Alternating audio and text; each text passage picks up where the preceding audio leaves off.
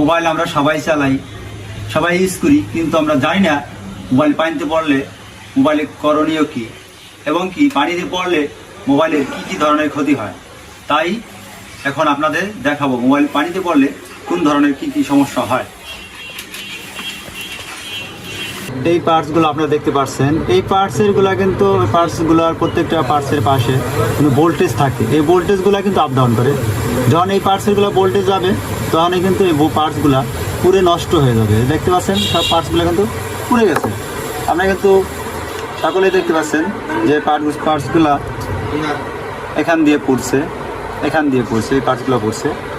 এই পার্টসগুলো পুরার কারণ হলো সেটা রানিং ছিল এবং রান করা ছিল, সেটা অফ করে নাই। অফ করার না কারণেই সেই পার্টসগুলো পুড়ে গেছে। আনতে বললে আপনি কখনোই সেট রান করবেন না, সাথে সাথে বন্ধ করবেন।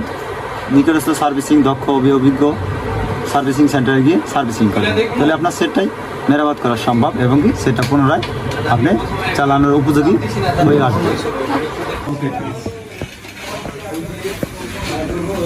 আপনাদের কিন্তু আমি কিছুক্ষণ আগেই দেখাচ্ছি যে পানিতে পড়া এই সেটগুলো যেই সমস্ত জায়গায় ভোল্টেজগুলো আপ ডাউন করে সেই জায়গা থেকে সেই জায়গায় যে পার্টসগুলো থাকে এই পার্টসগুলো কিন্তু ম্যাক্সিমামই পার্টসগুলো পুড়ে যায় এবং কি পার্টসগুলো নষ্ট হয়ে যায়। নষ্ট হয়ে গেলে তাহলে কী করা উচিত আপনাদের পানিতে পড়লে সেটগুলো পানিতে পড়লে আপনি সেট প্রথম অবস্থায় আপনি সেটা বন্ধ করবেন। যদি বন্ধ না করতে পারেন সাথে সাথে নিকটস্থ আপনার যে সার্ভিসিংগুলো আছে এবং কি দক্ষ যারা অভিজ্ঞ যারা বস টাইপের বা বিশেষজ্ঞ তাদের কাছে এই সেটগুলো আপনারা নিয়ে দেবেন। সচরাচর সবার কাছে নেবেন না, যারা দক্ষ অভিজ্ঞ তাদের কাছে নিয়ে গেলে আপনি সেটাকে মেরামত করা সম্ভব।